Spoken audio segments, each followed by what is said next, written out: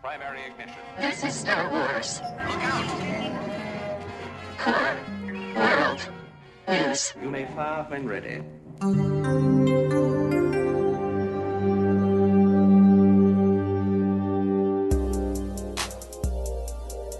The Core World News, your whole news service providing in-depth coverage of all the latest stories from every sector of the galaxy.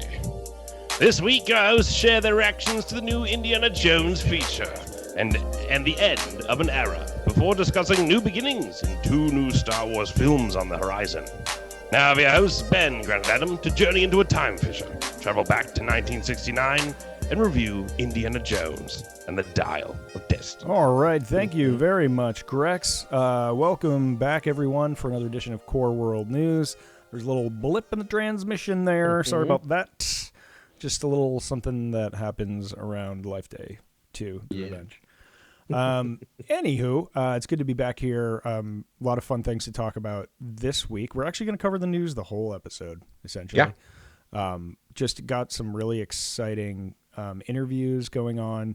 And, we wanted to put a button on that indie conversation from last week just because now I think we've all seen it, correct?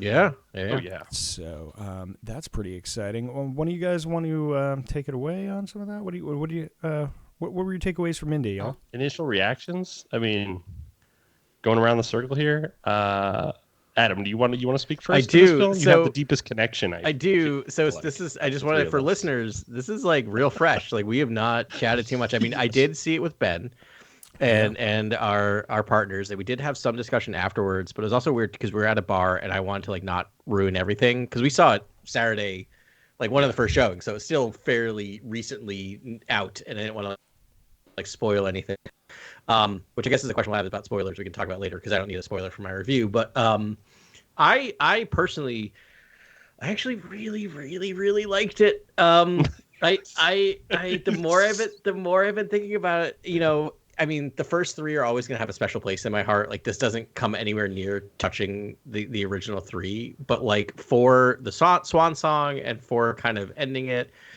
I don't know. It took me for a ride. It was real slow in places, and boy, did I really enjoy how slow it was in places. I don't know, I'm just the old man, but hey, Raiders is also a very slow movie if you watch Raiders of the Lost Ark. So no, I really liked it. I'll say my big takeaway, I've been percolating on this for like 3 days, and then I'll toss it to you guys, is that Mangold was able to achieve Lucas's and Spielberg's vision in a way that neither of them were able to achieve in any of their Indiana Jones movies. That's a loaded statement. That's a little charged. I will explain. That is also not to say that is a good thing, right? But here's the thing. Spielberg made Indiana Jones movies because he always wanted to make a Bond film and couldn't make a Bond film. That's why Indiana Jones happened. He kept trying to get a Bond film, and the Broccoli said, no, you cannot, because we don't hire American directors. We only hire English directors. The Dial of Destiny to me felt like the most James Bond version of an Indiana Jones movie. It was super James Bondy. And then you have on the other side Lucas. When Lucas was really involved with this, his big inspiration were the Saturday matinees, where they were 10 to 15 minutes ideas, all capping in a cliffhanger. And this movie hit that. Like every 10 minutes, it's a cliffhanger. Every 15 minutes. And so I really do think Mangold like understood the assignment and almost did it too well. Like he made a really great James Bond film in a serial manner. So that's my thought. It's like, it's weird that I feel like he totally understood what they wanted to do, did it, and almost did it too well. That made it not feel like an Indiana Jones film at times. Anyway, that's my 17 cents. It's interesting you say James Bond because, and just quickly, I did enjoy the film quite a bit. I liked it. It's not, not my favorite Indiana Jones film, but I thought it was quite good. It's interesting you're talking about the pacing, because I think it does nail the sort of like the action set piece, skinnier teeth action, the basically bombastic sort of the qualities of Indiana Jones, but at the same time, it does slow down quite a bit, and Indiana Jones doesn't feel active in the story as I feel like he does in prior films, which is good. But it's almost a hindrance because you almost want Helena Shaw to jump in and be, I guess, the Indiana Jones from the classic films, but she can't, given that this is still an Indiana Jones film, with his name in the title. She was too busy being Marion. Like she's the fusion of Marion and Indy. Essentially, but I think what we're all looking for is that same quality of that same energy. I think we got in those original films. I thought it was great. I don't know if it didn't feel like an Indiana Jones film as much as it felt about a film about getting older and during a time of change and advancement, and sort of how Indiana Jones and the Nazis belong to an old world that aren't meant for modernity. That's kind of what the film felt like. It felt very deep, and I was like, okay, this is deep. It doesn't feel like that that sort of like serial camp, funny action slapstick. It didn't have a lot of the qualities that I remember Indiana Jones having at the start.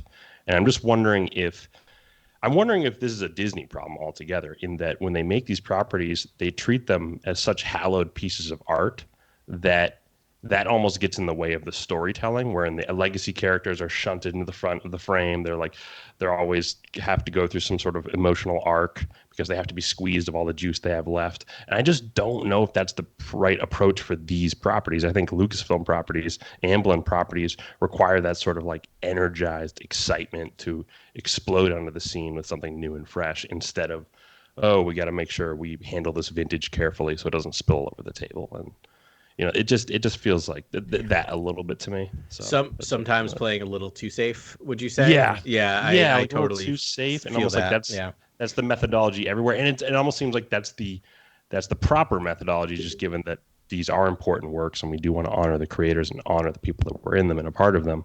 But I wonder if that's not the right approach in the end. That's kind of classic Grant. A fair question. Right to the cut of it. And it's cool hearing you say this, Grant, because Grant gave us homework, and we're going to talk about it in a minute. And it's that homework was in a long interview with James Mangold, and he talked about this movie, but it was, that's what that was the problem. He was like, this movie's got to be about getting older. And, I think you just cut to the quick of that whole movie, both of you, but, I just thought it was fun. It was a great time. Yeah. It was a great time. But and again, I think the third act of these indie films that are addressing sort of modern times, they sag, like they don't work. It almost needs to stay in the 30s and 40s. Like it almost can't really move ahead. Right. And I don't see the point of moving ahead in time, given that there's still a lot of commentary to extract from the 60s, the last great war on Earth. You know what I mean? Like there's so much commentary you can extrapolate from that situation that I think it's like I think there's an endless mine there. But, and the artifact itself didn't really wow me. Like I was never really blown away by the time fishers and then in the center of a storm, and then and it almost felt like Indy was just telling some Nazis that they miscalculated continental drift, instead of being like an active part of that scene. That was another part that was like, okay. Right. I got time. Yeah, go for it. This is what I loved about that scene so much. They just redid Raiders. He does nothing at the end of Raiders other than to say, close your eyes, right? Like that's what my favorite thing is, that this film did the exact same thing the first one did, which is basically, by the way, Indiana Jones is inconsequential. If he was not present in the first film, the Nazis all would have died. Yeah. If he wasn't present in this film, everything else would have happened exactly the same, except less of his friends would be dead. That's the only thing that Indiana Jones did, was get his friends killed. For me, what was dissatisfying about that third act was I don't like the third act. Villains. Yeah, the villains, 100%. Yeah, it wasn't pronounced really. These were incredibly bad people. Like Boyd Holbrook plays essentially an American homegrown neo-Nazi, and where's our face melting? Yeah. Where's our eaten by crocodiles? Exactly. Where's our aging rapidly? Yeah, I agree. And I think Indy needed to throw one last quip at Voller, basically. I almost felt like there was they didn't really there wasn't really a denouement for that send for those villains. They just are there's no I'm not looking for Inglorious Bastards. I'm just looking for something that gets a little bit to the idea that these are bad guys and they should go horrifically, or Indy should say something that makes their entire endeavor a joke. You know what I mean? You know what I mean? So that's kind of what I wanted out of that scene. But there's a history of Indy fighting giant hulking men, right? It's literally in every movie. The first one gets chopped to bits by a plane. The second one gets crushed by a stone crusher. Oh yeah. Yeah. Can't remember what happens in the third one. Sure. Can't remember what happens in the fourth one, but who remembers what happens in the fourth A one? tank anyway? tread. One guy I think goes up a tank. Tank yeah. tread, right? Eaten by ants, I think. This one, they did a nice little change where it's just not. It's Indy doesn't get the final fight with the big dude, which I thought was kind of a fun little like twist.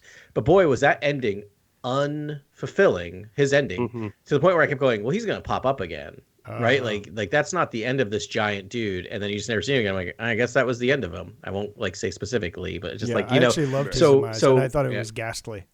It was. They didn't stick with it. It was though, gas. Yeah, but they didn't stick with it like they did in the old films, which I'm like, I don't know if that's the bad thing. The other thing I'll say positive is that I was laughing because they on some Instagram post Lucasfilm had, they said, I think Mashable said, fun for the whole family, and I'm like, was it? Was it fun for the whole family? Because this film earned its PG-13 rating.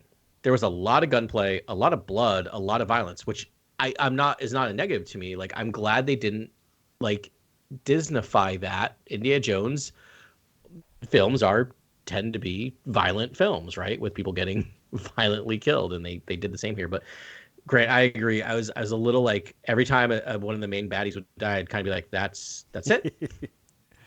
Yeah, and they do there's a pretty great death when one of them getting, I guess, handcuffed underwater. That was a good one. I was like, okay, that makes sense. I almost wanted that for each of them, basically, as a send off, these guys got to go. Yeah. Another positive thing, I honestly think this is the only movie you could make with Harrison being the age he is. Yeah, I mean, that was the whole 1969, the moon landing. Like this time in history just made perfect sense to me. So I think Mangold just crushed it in terms of making Indy, an 80-year-old guy. Like that's just, it works. Like that's just like that was a perfect place to set the movie. So I think that was incredibly smart, and I think that was a really cool. He was penned in. I mean, they decided it was going to be about Harrison Ford rather than Indiana Jones, and so it's like there's only Mangold was really like hemmed in with some rails there, and I thought.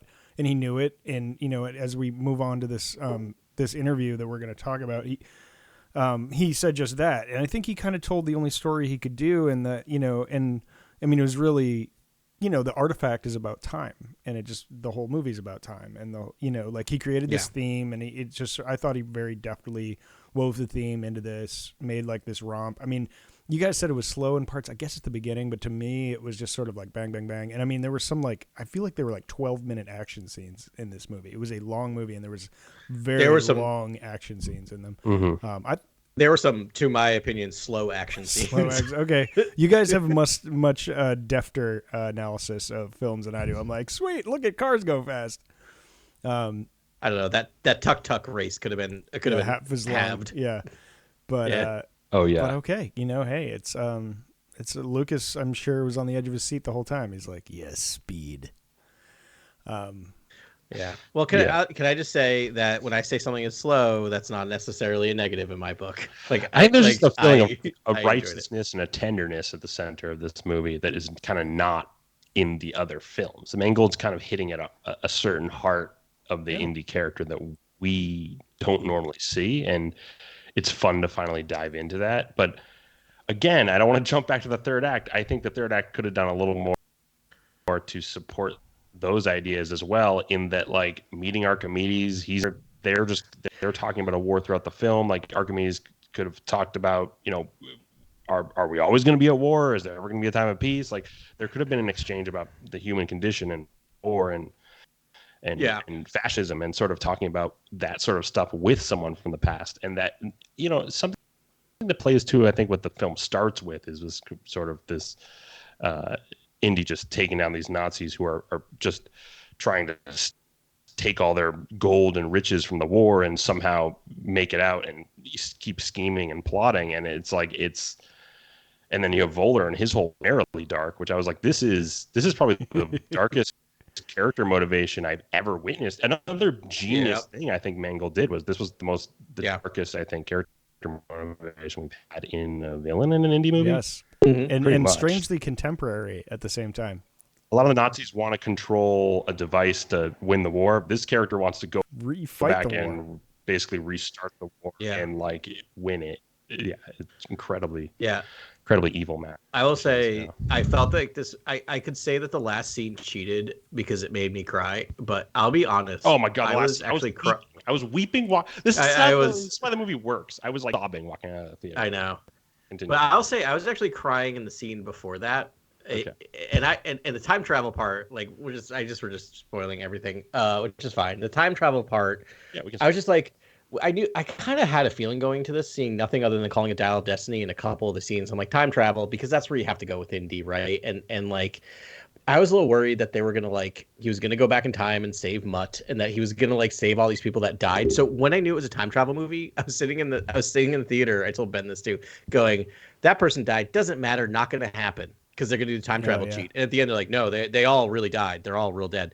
But the scene where he wanted to stay I thought this movie mirrored the other 3 films. I guess it talked about the 4th one for a second by killing one of its main characters off screen.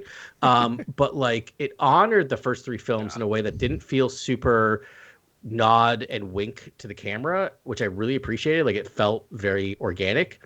The scene between Marion and Indy doing the same scene that they did in Raiders felt real to me. Those 2 people would use that. That was their connection. That would be a cute little thing. Tell me where it doesn't hurt. It hurts everywhere. That line was amazing because they're old and it really does hurt everywhere now. It was kind of beautiful. But the scene with Shaw and him wanting to stay echoed the final scene in The Last Crusade in a beautiful way. Right, of the let it go, let it go, Dad, let it go, in a way that I thought was really well done. It didn't feel like they didn't quote it, they didn't use the same lines, the dynamics were certainly changed. I started crying in that scene. It really got me, and I don't know why. And it was just something about his there's no use for me in this world anymore. Let me stay here, let me do this, and the other person begging and pleading. And I love the solution because it's such an Indiana Jones solution, which is just knock him out. It was such a great moment. I'm like, that's brilliant because that's what Indy would have done in that situation eventually. If his dad didn't let go of that, he would have knocked him out and pulled him out. So anyway, I really like that. But I agree.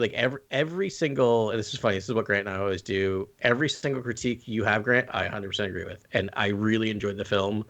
It is well below the original 3 in a lot of ways, but the original 3 are kind of perfect films, and this is a film I will happily watch. And this to be the end cap of that series seemed perfectly done. It's great. When I do a rewatch, I'll be happy to have this be the end point of the series and not Crystal Skull. No offense to Crystal Skull. Yeah. I think, I think I don't know if they have to be this sullen, though. You know what I mean? Star Wars, another deflated franchise, I guess it didn't. Bags in the 3rd act, and has a legacy character, sort of defeatist legacy character at the center. And I'm just I don't know if we have to do this. I think there's another way to do this. You could have had I don't know, a belt of power or something that gives you super strength. And he had it. He was jumping between. You know what I mean? He was jumping between things and still not knocking Nazis out. That's my biggest complaint. You have this 80-year-old doing acts that I, as a 43-year-old, would die if I tried one of them. But here's the thing I'll say. I didn't find it sullen. I weirdly I found it more uplifting, and I don't know why. And I think part of it might have been that there's a scene where she does a quip.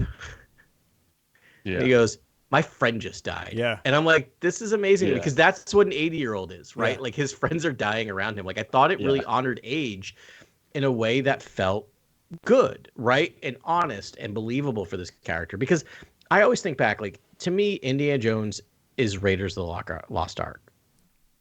Raiders of the Lost Ark is a vastly different film than any other Indiana Jones film. It's dark and it's slow and it is not that quippy. People think it's funny. It is not. It is a serious fest with a couple of quips in it. Then you get to Temple of Doom and it's a dark fest with a lot of quips in it. And then you get to and then you get to Raiders, or then you get to The Last Crusade, and that's just family fun time. Still love that movie, but it is, that to me feels like the most Disney. Well, no, I think Crystal Skull feels like the most Disney. But anyway, so this felt kind of weirdly it almost feels like an arc that happened in tone in these 5 films, and it kind of ended closer to where it started tonally. Gotcha. That's fascinating. You say that because I walked to that theater just sobbing and just a absolute wreck.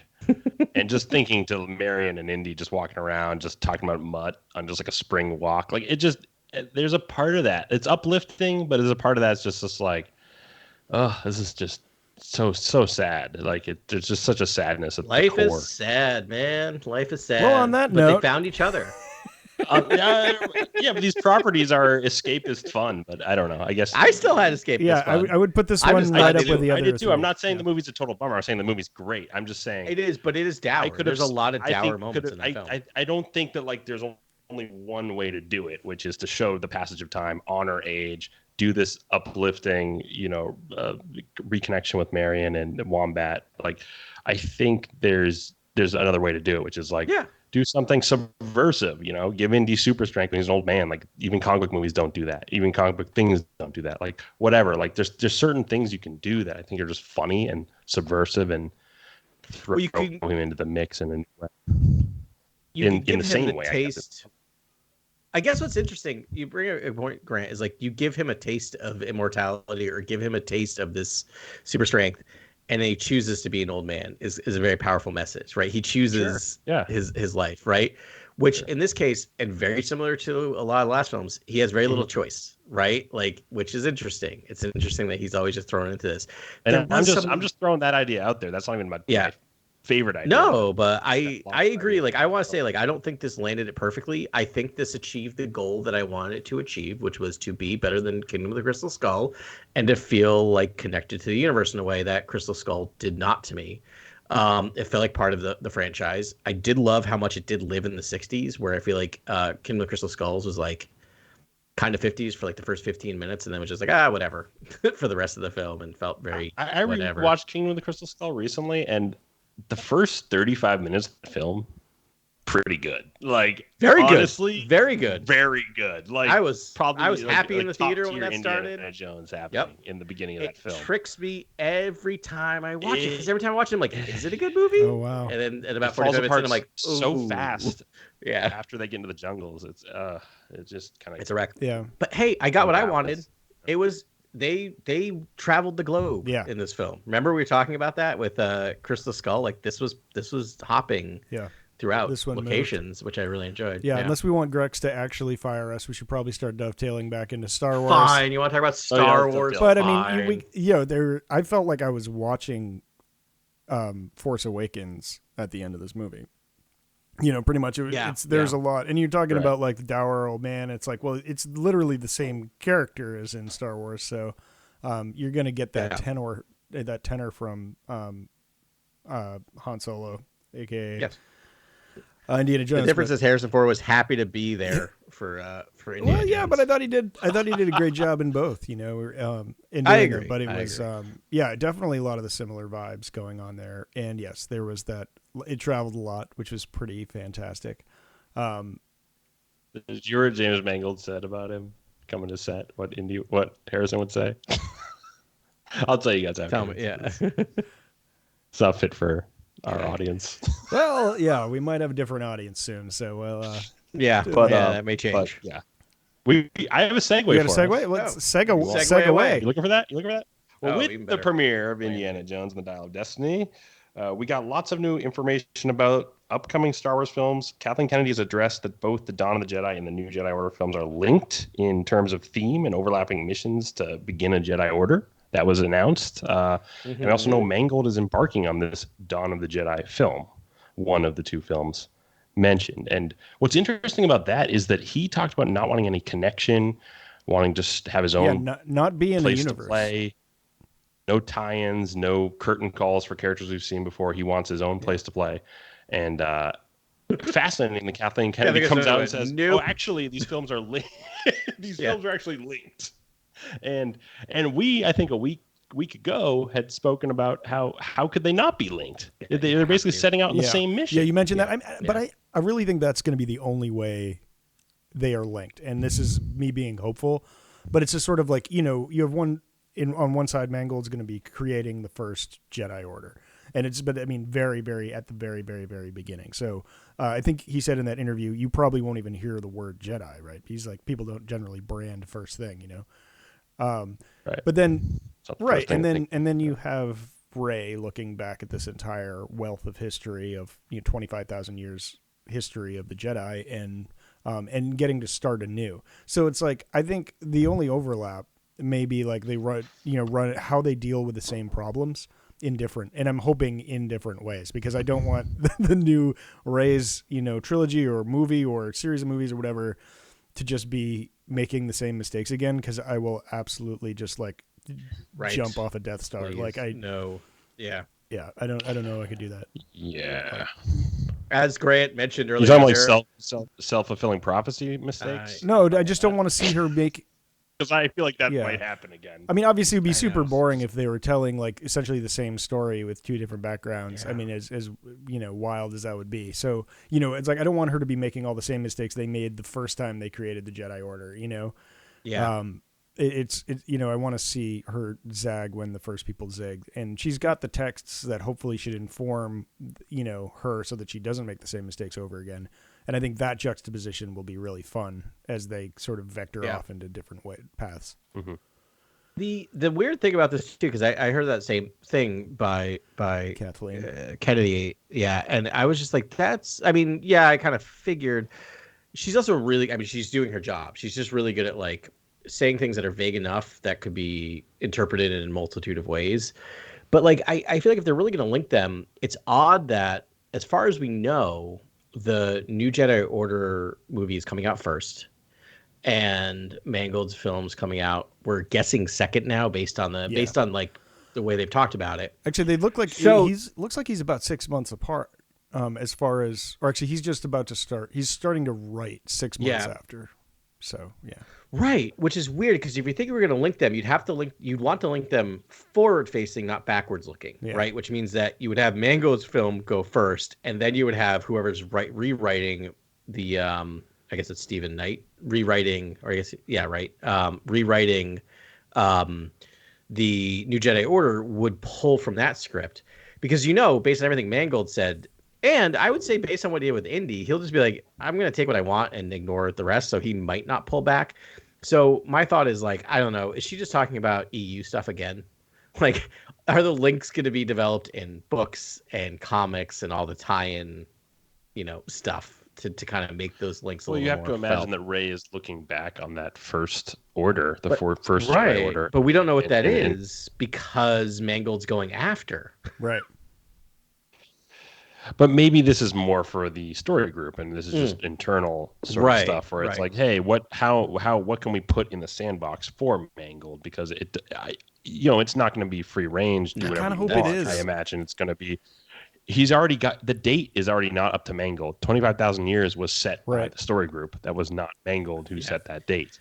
Therefore, these are the parameters that are being set. The table is being set by the story group, by the internal sort of narrative team, and I think what they're trying to do is figure out a compelling way for Rey to start a new Jedi Order, while also showing how the initial one had its troubles with the sort of moral spectrum of Force users, and then somehow creating a lot of space for Mangold to play with that in terms of like all these different sects and factions that spring out of, again, that first congregating of the Force of Force users, right? And I've dropped a theory here the other podcast, 2 podcasts ago, I think, where I was like, it would be so much fun if all that congregating of Force users resulted in basically the Sith, and the Jedi are an offshoot, a much smaller branch of that. Whereas we always think the Jedi are were the first major institution. It's like,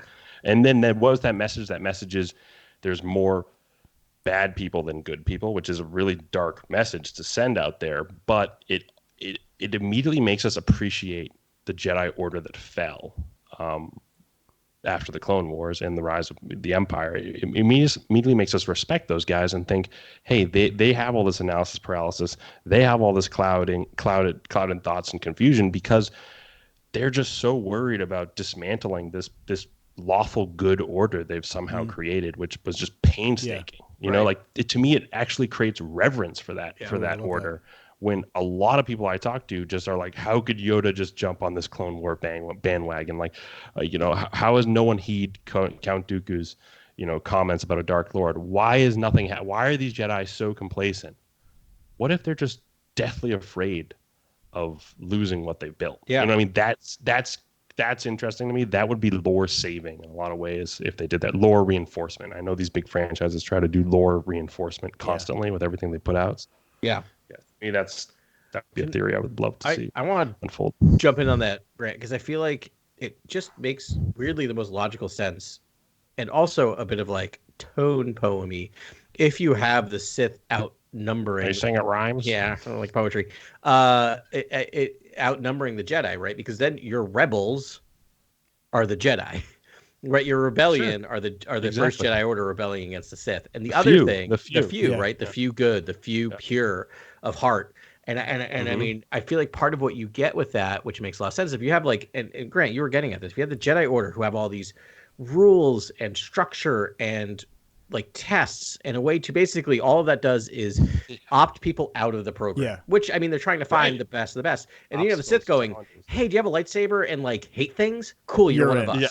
Right? You're in. And so like everyone's easy to get in on the Sith. It is alluring, right? That's what they talk about all throughout all of the series, is how alluring the dark side is, right? It's attractive. It pulls people in. Easy path. It's the easy path, right? And so you have the Jedi who are just like, no, this is the right path, but boy, is it hard, and you may not get there. So like, I love this idea of just like this, that where we get to is they realize, they think they're like, maybe the end of the first movie is like, this group think they're on the right thing, and then it kind of blows out, and you realize there's just this group of small people in this vast sea of just Sith, right? Or just dark side users. Yeah. Or, I mean, an arbiter who's arbiter of both sides. I could see that being a story device too. A group who harnesses both sides, one person who harnesses both sides being key to the plot as well. Yep. But yeah, I would love a small. I almost love the idea of the good few. Yeah. Because I think it saves the impression. It helps the impression that the Jedi give in the prequel films, and then the original, how they're talked about in the original trilogy. It's like that order actually, I think, it just, for me, it's a little bit of promotion for them, like just a little bit of good PR. I mean, it's just been so rough for them in the fan community for so long. For the people who care like us, we're just sort of like can't wait to point out the inadequacies of the Jedi and the failings of the Jedi, and I'm just like, okay, well, can we do something to restore them as like guardians of peace and justice in the galaxy, like heroic figures? Is there any way we can do that? That would be great. Thank you. Ben's annoyance every time he always says, "I'm like, I'm just sick of seeing Jedi take L's." Yeah, and like I love our collective friendship and learning from each other over the years, and how much it impacts each other's readings of things. Because every time I'm like reading something, I'm like, oh, the Jedi's taking another L. Yeah. And that's all you, Ben. Like, I never thought that way until I met you, and now I'm like, oh man, why can't they just Most win? fans are pretty snarky about being smarter than the Jedi and just pointing the noses down to the Jedi. It's like, why are you watching Star Wars?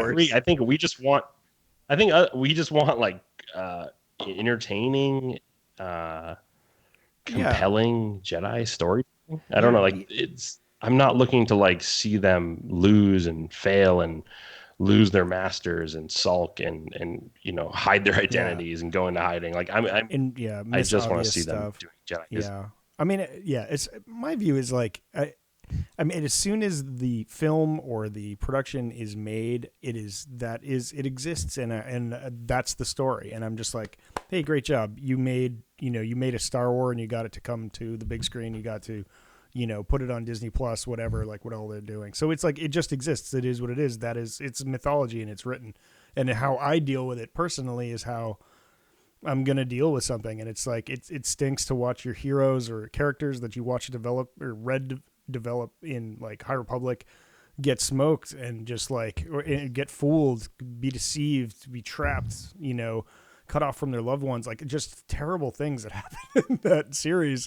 Yeah. It's like really gut wrenching, but it is, I mean, that is storytelling. But I love what you two were saying. I did not expect y'all to have ideas about what we'd get in the first movie, but you guys just blew me away with all that. But I love that. You didn't? No, but I love that. I mean, I think the key takeaway that I'm getting with my small mind is that it is harder to be good. it's always harder to be good, and that's Yeah, I think that's true. In a lot Yeah, of ways. being good is Yeah. hard. yeah. man. I mean, in like Yeah. a frequent thing they do now, it's like if you want to flesh out a Jedi, just start killing people. Like just prey on the weak. I just rewatched. It's called Twin Sons. It was season 3, episode 20, I think, of Rebels, and it's the final confrontation between Obi-Wan and Maul. And that's and that's what Maul does. Maul calls to Ezra to bring him down here to flesh out Obi-Wan, but Obi-Wan sees right through it at this point, which it makes so much sense. It actually is a perfect pairing to the Obi-Wan series. It's just sort of like you can everything he knows there, he learned a lot of in that series. Deborah Chow did such a good job with that. I was actually thinking about Obi-Wan too, as we're talking about like Jedi and Jedi being good and doing their thing and getting a win. Like I started out very down on there ever being an Obi-Wan series. Why do we need this? Like, don't do it. Like nothing. And he doesn't leave world and I think I actually, I'm saying all this. It is recorded for history. A couple times. We talked about it. I apologize. I was wrong. I admit my mistakes. That series, I kind of is all the series that we've talked about. And I love Andor. Andor is like the perfect series, but like Obi-Wan might be my favorite series so far on Disney Plus. And I think part of it is like they found a way to give him a win. Yeah. Right? And like a character win that also makes me understand how he became the weird space wizard we meet in episode 4, right? Who just doesn't give an F about much of anything other than getting Luke, because like he knows like he's like that, he's had that moment of being like, well, you're dead now. Like you're lost to me, Darth. Like there's no saving you now. Like I don't know. Like that film, I mean that show threaded that needle in a way and also gave us a Jedi being a Jedi. Like that show ends with like, this is the truest Jedi. Yeah. Is Obi-Wan. And a lot of it is his resignation to being like, I can't force Luke to be the chosen one. And like he's just got to come to it on his own. And they really that realization juxtaposed with the Rebels episode, like they showed the last scene. Yeah. He's looking critically at Luke just like playing around on the homestead at night. Meanwhile, Ezra Bridger, who's the exact same age as Luke, is out here fighting the rebellion with a lightsaber and like making mistakes, but he's in the thick of it and he's in the war. And he's and Obi-Wan's just like, you don't need me. You have everything you need. Your people need you. You need to go back, but then, he's already seen Leia has proclivities for like, becoming, an adventurer and a savior. And here's dumb Luke just still like playing with toys on a farm. And he's just like, and he's just like looking at him. He's looking at him and he's just like, he doesn't say anything, but even animated Obi-Wan, I think he's just sort of like, am I doing the right thing? Am I doing this right? He's like, gosh, I hope this is worth it, because I really could be out there doing some real good. And it's like, but Qui-Gon, this is it. This is what the oath I took. That's the Qui-Gon. Trust in the Force. Trust in the Force. Yeah. And it, hey, it worked out. But yeah, anyways, diverted down that sector. But I love your ideas for this. No, they're talking about the heroism though, and like and hard the to discipline. Be good. Yes, the optics of the heroism, and is it commendable? And do we notice the heroism of the Jedi? Like, is what they're doing substantial? Is it just a bunch of CG assets flying around behind them, and then a sort of clone army fighting, and that's their heroism? Or are they like they're big sweeping moments where they're like, pulling a lightsaber and stopping a threat like right before it happens? Like these kind of moments that I think we're all just craving to see, these big heroic moments where they're not in the middle of a war. It's more intimate, like, again, I'm excited that Mangold is doing this film, because Indiana Jones and Dial of Destiny felt more intimate than the other indie films. And you think about, like you said, the shots are framed a little tighter. Yeah.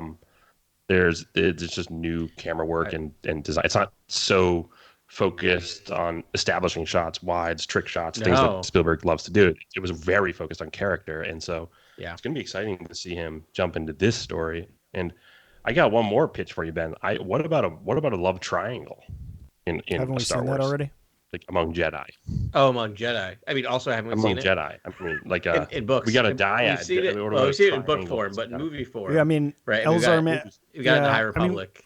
I definitely know.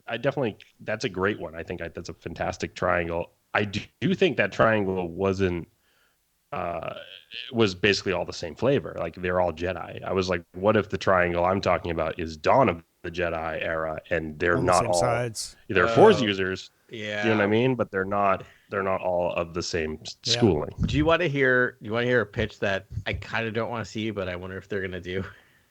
Sure, go for it.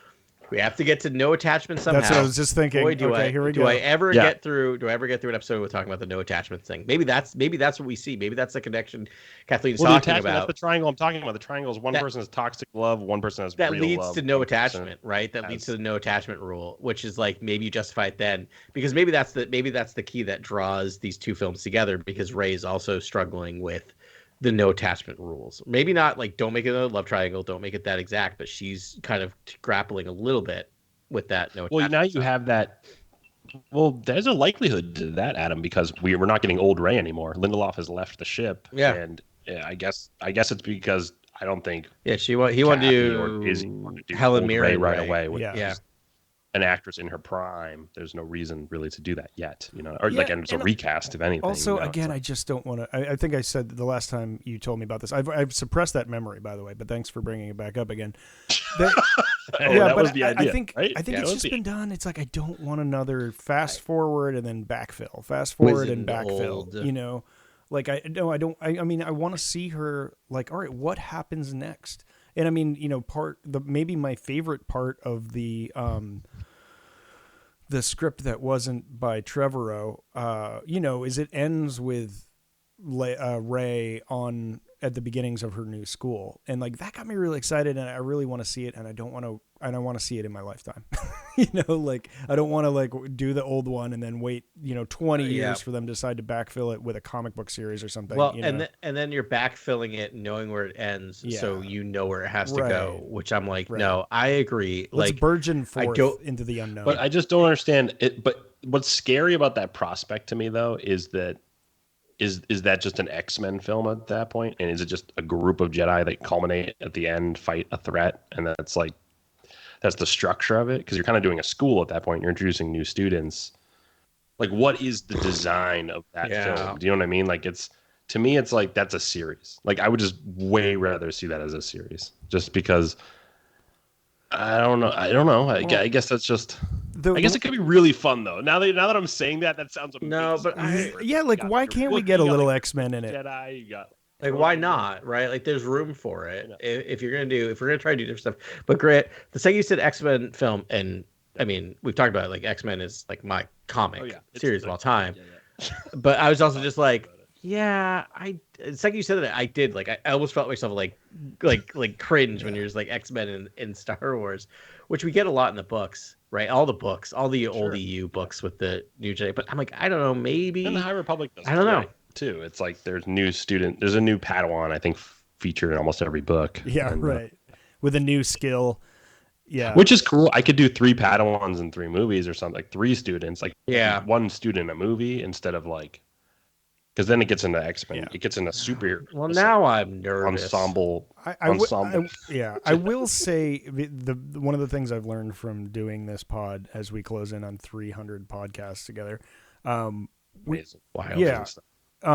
Is that, as brilliant as you both are, and you've forgotten more about film than I'll ever know. It's just like, we're consistently there's wrong. always, still learning. There's always a blind spot. And I would love to be in a room and make a Star Wars together and see what we come up with, because I love your ideas.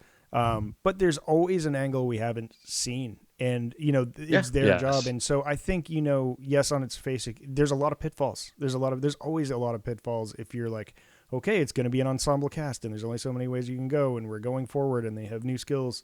But it's like, there's always a way. There's like always a way to make it a Star Wars, to tell a new story, to innovate. And it's like, they have all the resources in the world, the best writers, the best teams, the best crew.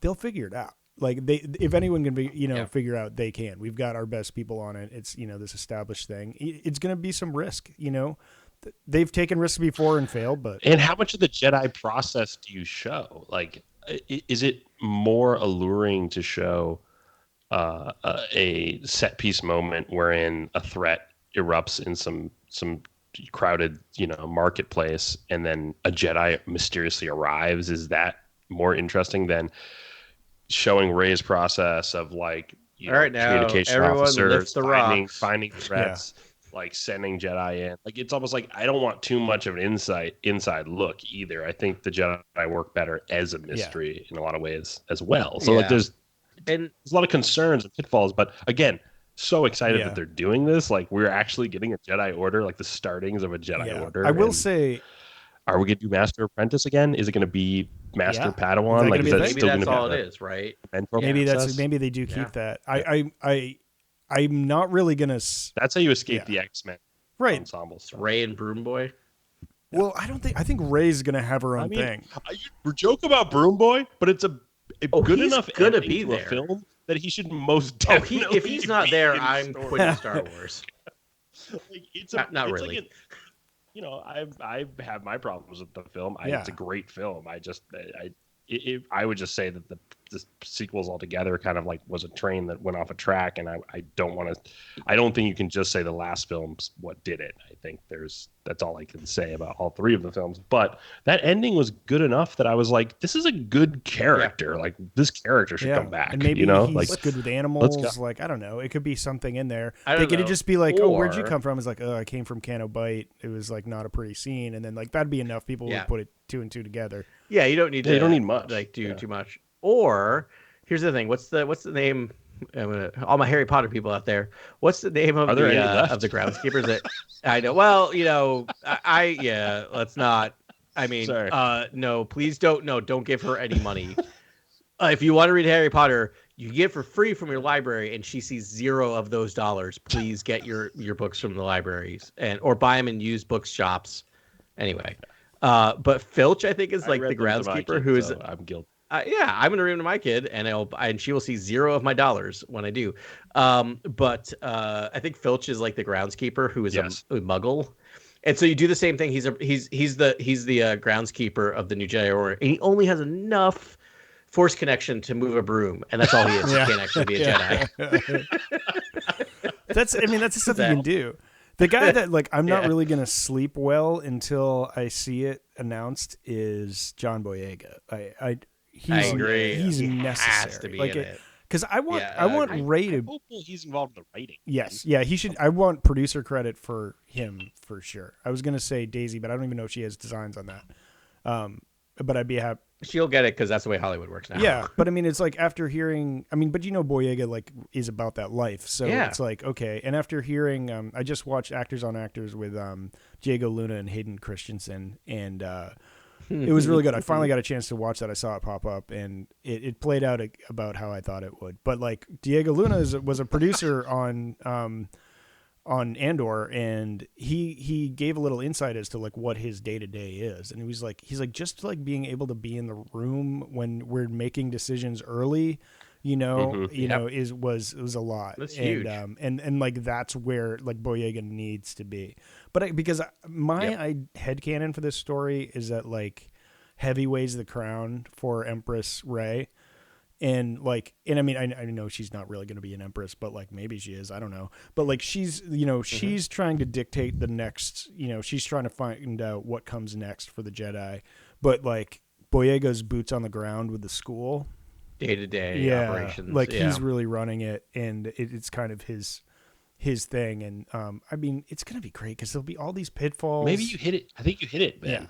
Yeah. What if John Boyega is just Kyle Katarn? Yeah. Like, what if you just basically like lightsaber blaster out in the world, and you're just like this kind of character role at this point, kind of the guy who knows the Academy, hung out with Rey, but now is actually fighting whatever Sith encounter is now back in the galaxy instead of Rey. It's sort of he's the swashbuckling Jedi rogue character, What if your conflict is between Rey and Finn, and not heavy conflict, but emotional conflict, that Rey is running the school, and so it's a little more of the book learning, right? And and Rey is taking Jedi troops out or Jedi forces out to kind of do the Jedi missions. And so you have a bit of the academic versus the real world between the two of those characters. Yeah. Oh, I see. Right? Like maybe they're butting heads. You said Rey for both of those things, but I think you meant Rey is book learning, and Finn is taking people on the ground. Ray. Exactly. Yes. Thank you. I am No, two and a half. That makes perfect sense. Manhattan's in, so Very little sleep. I love it. The Jawa juice is flowing. It's always That's good. rad. Um, Oh my gosh. Yeah, I could talk about that stuff forever. Some more Mangold stuff. I took a bunch of notes when I listened to that. Sweet. But do it. yeah, so first is like we've talked about it a little bit, like, but there's a little bit of hypocrisy with him where he's like, I have no interest in making a movie that's part of a universe, and yet he's made the most iconic like films for like Logan is like maybe the greatest X-Men movie, and like it's almost a template for a Star Wars Yeah. movie. I think I tweeted. I know, yeah. Star Wars he film, only like knows Master how to make Apprentice. one movie. It just seems to work in every single franchise. And granted, he like had a lot of room to roam there, but Logan makes me very. I mean, God, the last scene. But Logan popped off. Logan popped off before Mando and these other like Lone Wolf and Cub sort of ideas, right? Logan kind of popped off at a good time because it was like it crushed in that. Yeah, and it was such an outlier, and it was just fantastic, and like everyone's good in that movie. Like that's rare. Everyone is good in the movie.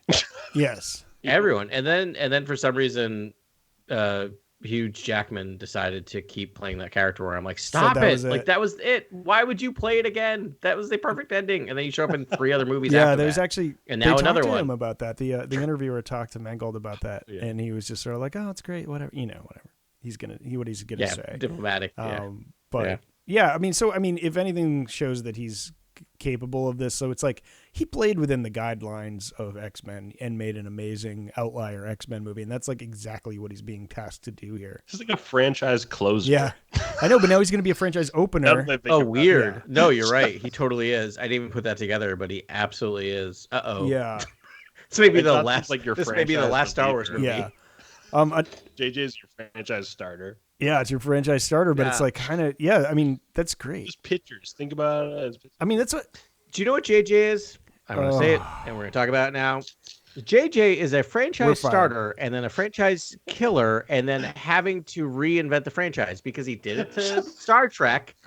Because he the first one's fine, the second one's garbage, the third one's whatever, and then they can't keep doing those, so they decided to reinvent it on television. Hey guys, does that sound familiar? Nope. Anyway, moving on. Okay, Brutal. so I am JJ. Sorry, Grex. I love please JJ. don't fire me. I think I'm fine. So, oh yeah, Grex is gonna have words. Oh man, I've got 6 text messages from him right now, and they're all caps for some reason. He's definitely an all caps texter. A lot of there glove was an shadows accidentally just hit the double tap on the it's fine. It's probably fine. It's all good. Anyways, he also talked about writing Boba Fett. And so like because he was gonna he had a script for the movie in the works, and he wanted it to be an R-rated spaghetti western on one planet. Oh, that would have sucked. And I mean, I know, and he said he was just listening to Ennio Morricone while he was typing it, like the Spaghetti Western King soundtrack dude, and he was just like happily typing away, just like getting into it. And he said that like he's like, if I did that, no one would look at Grogu the same, like because it's gonna be gnarly. And yeah.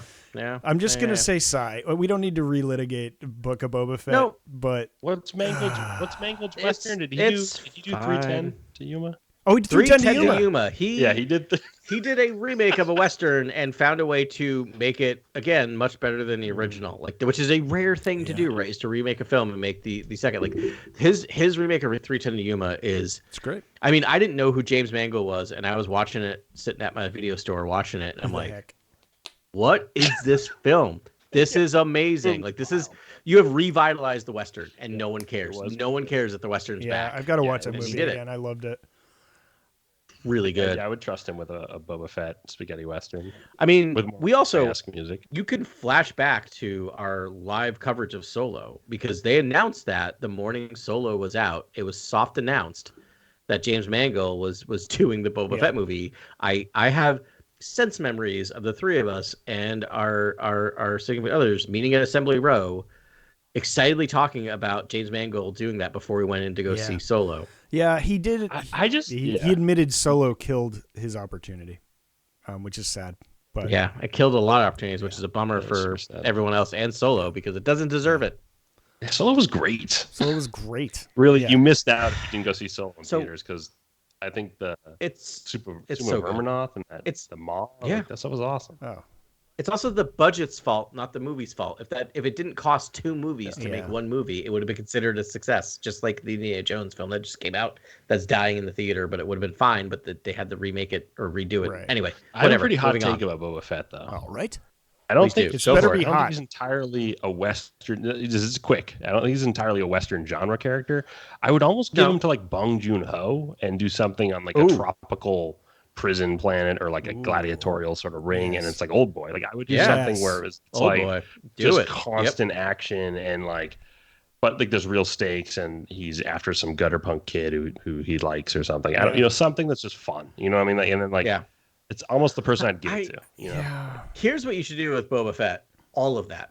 What you should do is a series of films where he jumps into different genre of action films and he conquers them all because he's Boba Fett. at the end. So because he's in a Western, and then he's in the 80s action movie. That's called and then he's printing in, money, like, Adam. Yeah. I don't Yeah, know why. right. Like I know. he conquers all genres. It's like the series we got sort of got him out of the Sarlacc pit and into a place of stability. But and I mean, there's a part of me that would love to be like he starts regressing into his old ways to solve new problems that are old problems, and then we can get the gritty Boba Fett, the like no nonsense Boba Fett again. But I don't know. It's like they turned him into this warm, fuzzy, like old person that's just like no, I just want to be a daimyo of a small town and that's it. And then like. I don't know. Yeah, I don't know. We'll see. I don't think we're ever going to get another Boba Fett, honestly. Like, I don't know. No, he's going to be in the movie and maybe he'll pop up in some of the series, and that's kind of it. It's kind of because like Yeah. he was really promising in Mandalorian when he showed up. Like, Yeah, I was like, oh yeah, yeah. that's the guy. That's the guy. But and I mean, and when you rewatch the series, it is pretty gritty, and there are definitely like Boba Fett hallmarks there. But Sure. I guess it was just like seeing his face too much. It was like, no. I got to see. I wanted him a little more lethal. Espa. Yeah. I'm still thrown off by that. I was reading an issue of I swear we'll talk about the comics again at some point, but I was reading an issue of Bounty Hunters. He shows up, Boba Fett shows up in it, and it's like helmet gets knocked off, and he's without his helmet for like 3 wow. pages. And it still weirds me out to see Boba Fett's Yeah. face, even though I know what it looks like. I'm like, this is weird. Why we show? Oh, that's right, because all we do now is show Boba Fett's face. All right. Another little tidbits here. So yes, he mentioned. Oh, he called the story group the Star Wars clerics, which I thought was like a nice. I'm like, yeah, that makes sense because I imagine the story group wearing robes all the time in California. Yep. Behind. Yeah, carrying life orbs or Light orbs yeah. or whatever, or maybe Yeah. canes or something. In like candlelit rooms. I hope that's the case. So blah, blah, blah. Feeling of space is important to tell a story without being encumbered by the bases you need to hit. Was sort of just like, just let me tell a story. So he's got that. And he also mentioned that he hasn't talked to George Lucas about Dawn of the Jedi yet. He's waiting to sort of have a thing before he talks to him. But, and then there was one quote that he pulled that I really like. It was, every good idea skates towards a precipice of something completely awful, and every safe idea never gets close to that edge. Meaning, like, he's like, when regarding George, he's like, no, I want it to be complete before it comes because, like, he wants to ride that edge. He wants to push that edge. And it's like, and he's right. I feel completely this way about, creativity and creating things. It's like, if you really want to burgeon forth and like cover new ground, it's a razor's edge between something terrible and something perfect. Yeah. Which I could see in Indiana Jones, right? Because like just to bring it back around a second, like the fact that second we figured out that he was going to meet Archimedes, I was just like, well, this is dumb. Yeah. I was in the theater going like, oh, what are we doing? And then he found a way to actually kind of sort of make it work. Archimedes was obsessed with water displacement. Yeah. What? Sure. The great. Push Thanks, the Indy. things into the pool. I Yeah. was just like, is this what the puzzles have become at this point? Yeah, pretty much. I mean, the last one was like X marks the spot. Yeah. So hey, we got a little more than that. But I'm like, but yeah, sure. You're really it's the 80s, Adam. I mean, I'm not I too hard on know. these films. But no, but it's like I mean you go back to Raiders, just like take one back because of this, and then like break the staff of Raw. Like that was amazing. Like that was real So good. something or other. But yeah, it's so good. But there was anything even close to that in this film. But to bring it back to Ben's point of just like this idea of like I'm sure when he's writing the script, he's like he's going to be Archimedes. Like that is a razor edge of killing that movie, right? Like that should not work on paper, but I actually thought it worked pretty well in a way that I was just like, great. Oh man, I was watching the film like, oh, you did it. Yeah. You won me back. I was like angry at the film for winning me back at that point because I'm like, he's seeing history, and I'm like, yes, the last thing Indiana Jones should do is actually see history. And I'm like, fine, you win, James. Yeah.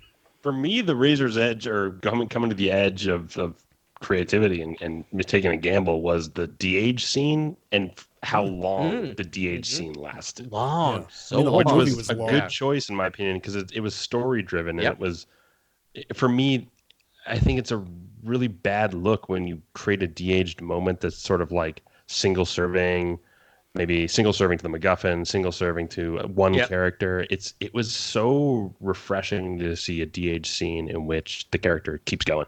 You're like, is this over yet? So no, long. He's still running down the train. He's still fighting people. This is awesome. It goes long enough that they're able to introduce and dismiss a false MacGuffin. Yeah. Right. That's how long that scene is. Oh, Lance it's amazing. Fake. I know. Fake. Yeah. And he sees it for a second. He's like, fake. Yeah. Yeah, Fake. I mean, tying that back to Star Wars for a second, I mean, that's a really great sign from Lucasfilm. One of the things Mangold said was, he's like, the first time Kathleen came to me, they were like, yeah, so we want you to do this. He's like, okay. She's like, we need it in a month. And he was like, absolutely not. He was like, I need a year. And he's like, I need a year to start, like to do this.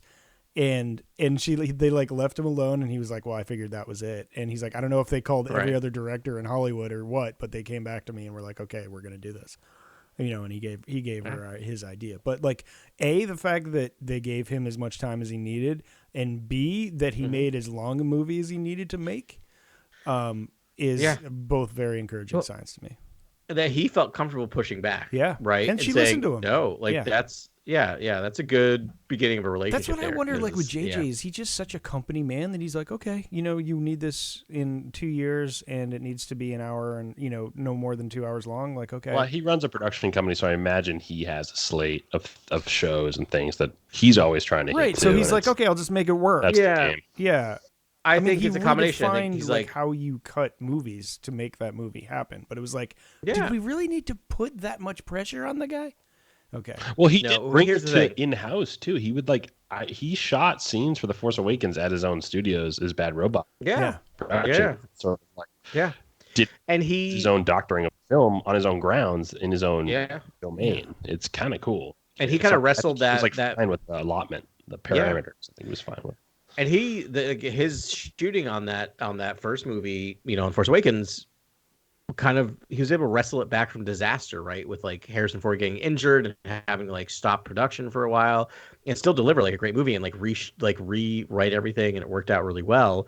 So what I'll say about like the last movie is I think he's not necessarily a company man. I think you guys hit it. He owns his own company, so he understands the reality of the business, and I think he also has the ego to say I can do it. Which can get a lot of things done well and can also get you into trouble. It's a triangle. You can get it done quickly, you can get it done cheaply, or you can get it done quickly. What's the other one? Or well. Thank you. Yeah, and it's like pick two, right? But he was like he did all three, and it's like okay. You did like 2.5 out of 3, I'd say. But you can figure out what half I'm talking about. Satisfactory / deeply entertaining and compelling. Yeah. I don't know. But it's like it could have been hard better, on JJ. and it just it could have been better. If I feel like given more rain, I would have liked to see what he would have done. I still want to see that 3-hour cut, man. I feel like that would do a lot of the work for me. Yeah. Speaking of which, there's a NC-17 rating cut of Mrs. Doubtfire out there somewhere. What? Whoa. Was that in the... Wait. What? Did I miss? I don't know if I needed to know that. Yeah, I just decided to throw that in there. That was a little factoid. That's Ben's factoid corner from this week. Wait, like, so they went from PG. There's now we're a talking PG, about this for the next half there's an hour. an R, and then there's an NC-17 based on, I think it was the material that Robin Williams was putting based out there. on that. That makes sense. Right, because based he on can scale his up. ad-libbing. He could very much scale up. So probably based simply on the word pictures he was painting in some of the scenes. All right, that makes a little more sense because I'm like, what did they do between what were Robin Williams and Sally Field doing on camera? We were wildly off topic. All right, bringing it back to Star Wars. I love it. Though. That's never going to happen again. I watched Rogue One last night. It was awesome. So good. And then I started watching A New Hope. I think because I watched that interview with with Hayden and Diego, and they were just like obviously just like tossing flowers back and forth at each other. But it was just like, I don't know. Yeah, I mean Hayden. He did not regrets. He said all the right things and was just like very sweet and amenable, all that stuff. But it's like, Diego talking about like the story process with Tony and like how the depth of the characters and how he's and Hayden's like, that must have been nice. Yeah. That must have been really great for you. Yeah, it's the same thing with the original, right? Hayden Christensen was like this 19-year-old kid spit up and like he had no hope to do it. He had been in a high school play before that. I know. High school plays, like that was his whole thing, and it's like he did great with what he had. He did great as directed as well. Like he has the acting chops. We've seen it in other movies. We've seen other things. He may have not been directed by an actor's director. Yeah, I just wish the best for that dude, and I hope he's great because the poor guy. I'll always I'll always love Attack of the Clones, and we'll always have that together. Well, the problem with Anakin Skywalker is like a seedy Superman. So like you're just like, that's a tough character no matter what the handling is, and it's like it's tough. It's almost a character no one wants to see either, and so it's like I just don't. It's almost like you wouldn't make that today. You would not do that film. But the thing is, they should have made him more unlikable from the jump. Yeah, I think so too. Just lean into being unlikable, but still, like you can understand how he and Obi-Wan had a friendship. But like make him unlikable everywhere else. I think that's what the Clone Wars animated series did well. It was sort of like showed. Yes, that's a good point. Like he's a very flawed dude in that, and he's like kind of a jerk, cocky, toxic bro. Yeah, toxic bro. Yeah. And I mean we get that in Revenge of the Sith a bit, but it's sort of like anyways. But and we got him in Obi-Wan too, which was good, and he was a fantastic actor in that. He was really good in Obi-Wan, which again proves that as well directed, and also he's matured. Yeah. But he can do it. Word. Anything else y'all want to talk about this week? I think we covered it. I'm excited for I had something, and then same.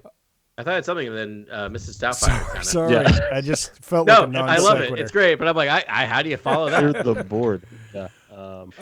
I will. No, not much else. I'm just. It's interesting that he wants to do something that doesn't serve a larger universe or the franchise as a whole. He wants to sort of tell his story to the side, and we're getting Zack Snyder's Rebel Moon coming out shortly, and he's talking about how he wanted to do the very same thing when he approached Disney in 2014-15 when they got the rights and pitched his film, and he said, "I just want to do my own thing."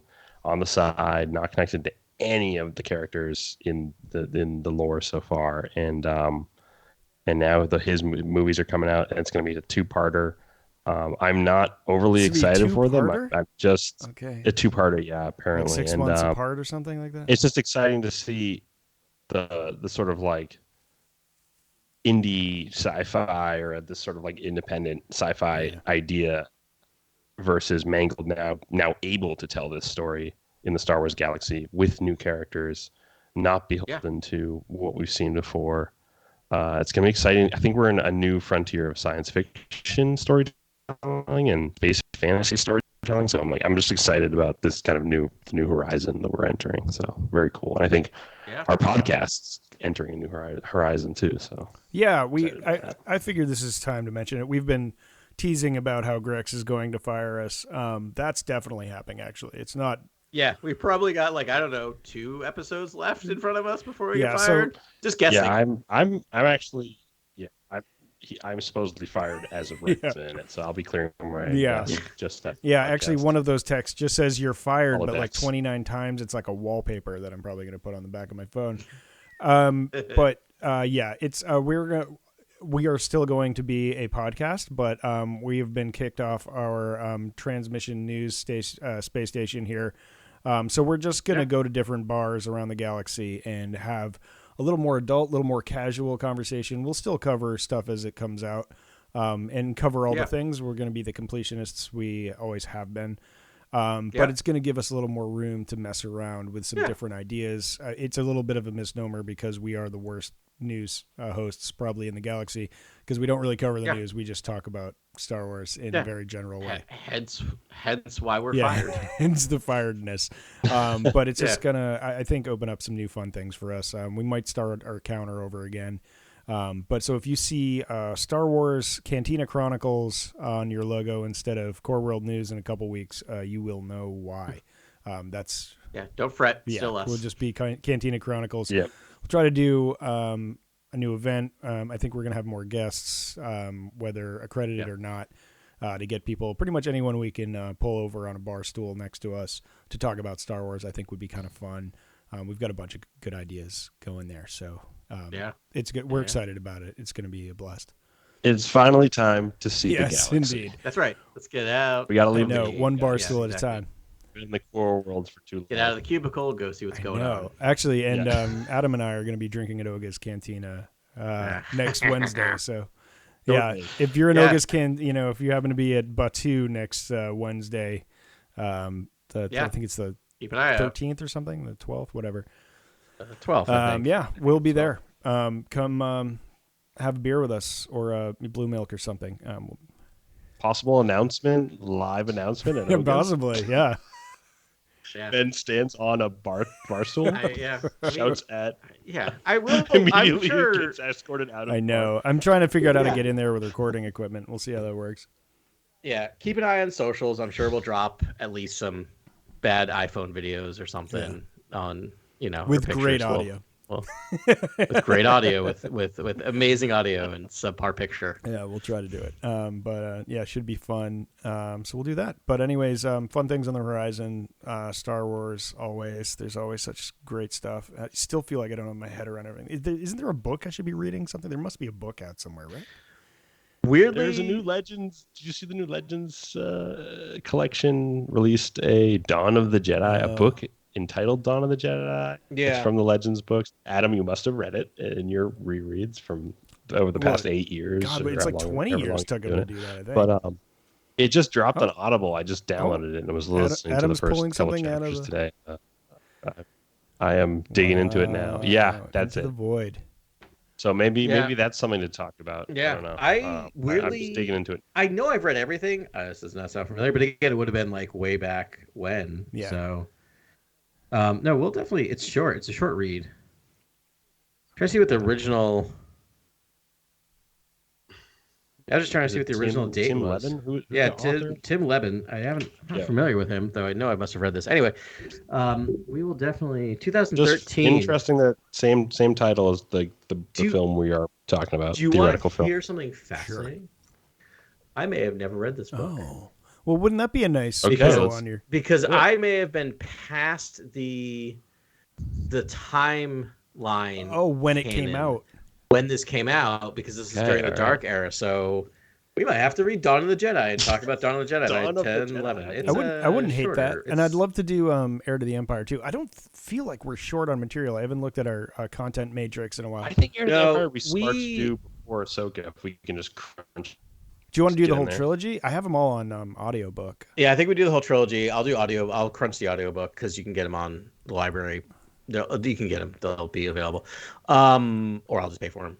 I keep forgetting to cancel my Audible. Yeah, I got them all for membership, so free Audible from pay Audible for because them. I keep paying for Audible. Yeah. free. Yeah. But I'll do the same. I think we've talked about it. I think it's a good summer project. Let's try to do that before Ahsoka starts. We do have I think we have plenty of comics always. I gotta update the spreadsheet. Yeah. Yes, there's a spreadsheet, people. Oh yeah. And then we have, I think the next one's coming out is the Inquisitor book. That like the Inquisitor book's not coming out. It actually might be. Actually, weirdly enough, might be coming out the day we're at Galaxy's Edge. All right, cool. So maybe the week or two after that, we'll do that. Yeah. Right on, y'all. I think we did it. This was super fun as always, y'all. Really enjoy speaking with you. Hope you're enjoying listening. Sorry, our transmissions have been interrupted a bit. We're doing our best. Yes, we're trying. But have a lovely week, y'all. We'll talk to you next week. And as always, may the Force be with you. This is Grex Kondak signing off. For the latest breaking news, follow @CoreWorldNews on Twitter and Instagram. Thank you and good night. Remember, the Force will be with you, always.